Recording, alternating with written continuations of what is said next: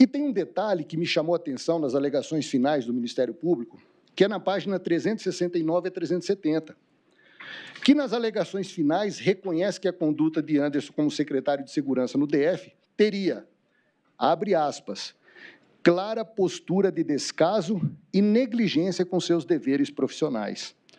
Ora, no que tange a postura negligente, é claro que, nesse caso, o órgão acusador admite a ocorrência de culpa e, assim sendo, afasta o elemento subjetivo do tipo, que é o dolo.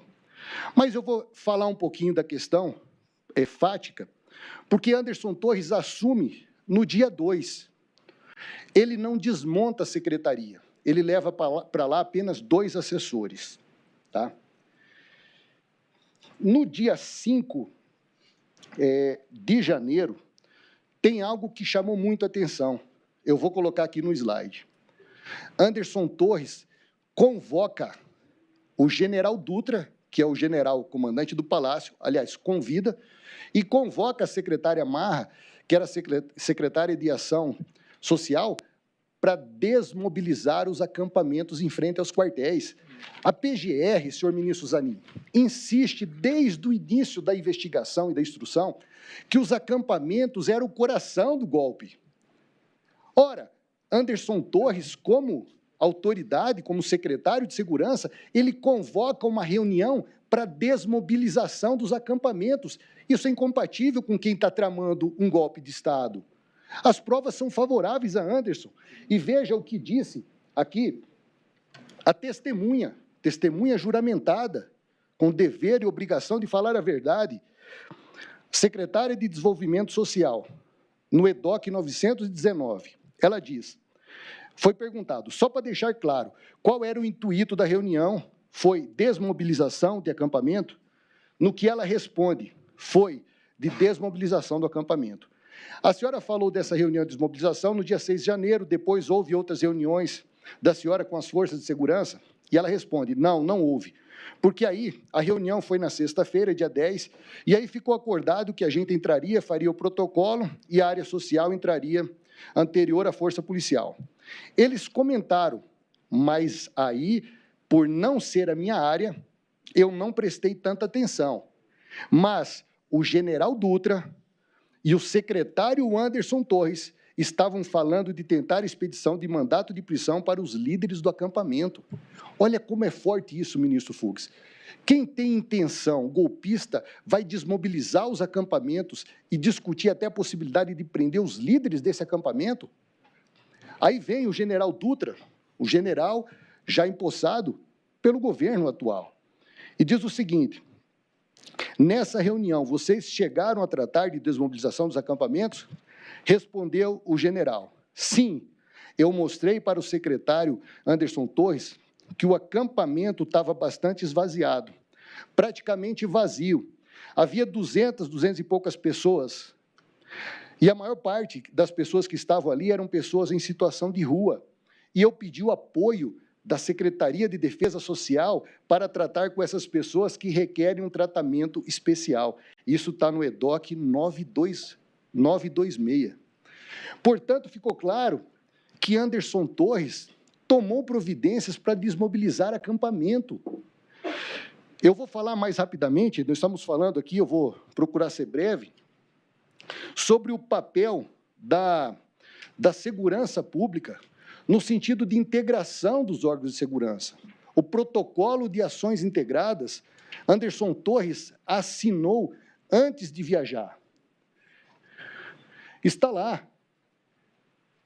Dentro do protocolo de ações integradas, prevê, por exemplo, que não seria permitido acesso à Praça dos Três Poderes.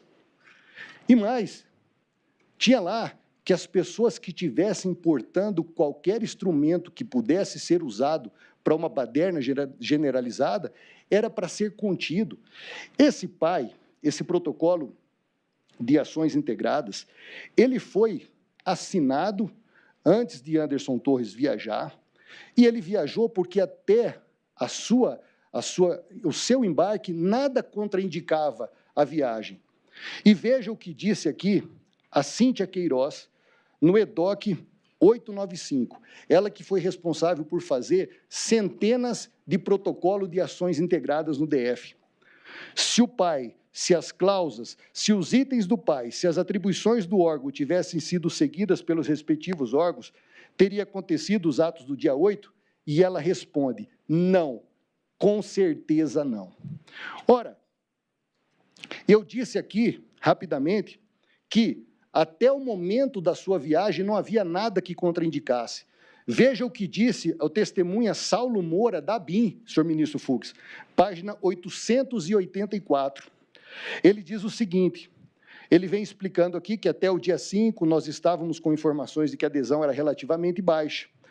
E aí foi falado que aqui, enfim, ele foi explicando uma série de coisas, como procedia, mas o ponto que chama atenção. Então, nós tivemos o que na inteligência se chama de estado quase de certeza às 9 horas da manhã do dia 8. Às 9 horas da manhã do dia 8, quando é feita uma assembleia entre os manifestantes e que se decide efetivamente que essa manifestação teria como rumo a esplanada dos ministérios. Portanto, foi só no dia 8 de manhã que se decidiu descer. E eu aqui quero também chamar atenção para essa fala que foi pego no telefone de terceiros, e que é um diálogo do Anderson Torres com o Fernando, seu substituto. No dia 7, ministro, cabe lembrar que a Secretaria de Segurança Pública nunca ficou acéfala. No dia 7, Anderson Torres, ele foi tranquilizado. Ele foi tranquilizado pelo seu sucessor. Está lá, está tudo controlado. Isso no dia 7, às 19 horas, ali está marcando 20 horas e 17, mas na verdade é 1 hora a menos. Veja, Anderson Torres foi tranquilizado. Nós temos ainda aqui uma outra fala de Anderson Torres que foi pego no celular de terceiro. Não deixe chegar no Supremo. Num primeiro momento, esse diálogo chegou, e o senhor se recorda, senhor ministro Alexandre Moraes, que a PF até entendeu isso como algo golpista, porque chegou a constar isso no seu relatório. E nós mostramos que, pelo horário, já havia invasão no Palácio, no Congresso, só restava proteger o Supremo. E quando ele soube e viu a tentativa desesperada dele era de conter. Isso aqui não é quem tem espírito golpista. Anderson Torres, quando soube das cenas de vandalismo, de destruição no dia 8 de janeiro, se manifestou no Twitter de forma muito contundente. Cenas lamentáveis na esplanada dos ministérios.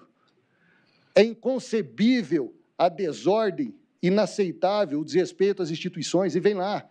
Isso, voltando aqui, a primeira, às 3h26, a segunda, às 4h23, e a terceira e mais grave, criminosos não sairão impunes. Ora, a PGR considerou, há um pouco tempo atrás, numa outra investigação, que uma determinada autoridade foi tranquilizada, se manifestou publicamente, isso teve peso na visão do Ministério Público. Em relação a Anderson Torres, nós apresentamos tudo isso para mostrar o seu espírito democrático, que não tinha nada a ver com a trama, e a PGR foi silente em relação a todas essas provas. Ora, eu queria aqui ainda registrar